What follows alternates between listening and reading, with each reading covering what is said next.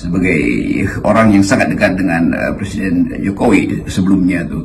Demikian juga Pak SBY yang justru mengambil sikap kritis dari awal pemerintahan Pak Jokowi, dan sekarang ada di dalam wilayah yang akan ikut memberi warna pada politik kabinet Pak Prabowo, karena beberapa tokoh yang diasuh secara intelektual oleh Pak SBY ada di dalamnya tuh.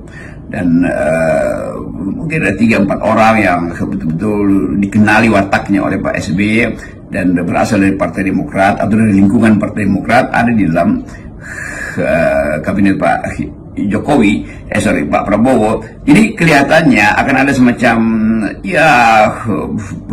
unofficial senior advisor buat Pak Prabowo, dan pasti Pak Prabowo mengerti bahwa lingkungan itu yang memberi dia advis adalah senior-senior yang paham tentang apa yang terjadi di dalam masyarakat.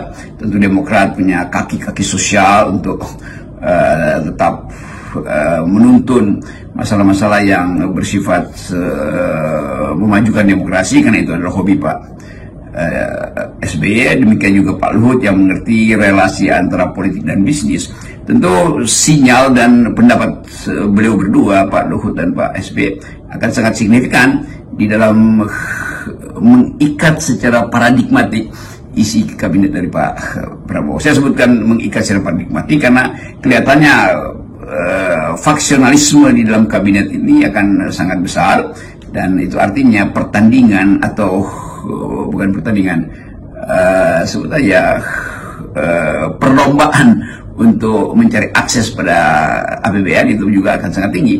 Jadi itu konsekuensi dari sebuah kabinet yang sangat besar untuk memenuhi prinsip persatuan yang diidealkan oleh Pak Prabowo. Tapi itu pilihan beliau, kita bisa nilai nanti setelah mulai terjadi gejala potensial konflik di dalam kabinet sendiri. Itu pasti akan terjadi karena sifat dari kekuasaan itu artinya ingin memaksimalkan, dan sifat dari organisasi adalah mengefisienkan. Jadi akan terlihat bahwa kabinet yang tidak diefisienkan langkahnya oleh Pak Prabowo itu pasti akan berhadapan dengan sifat politis yang sehari-hari akan jadi sumber konflik kebijakan karena isinya adalah partai-partai.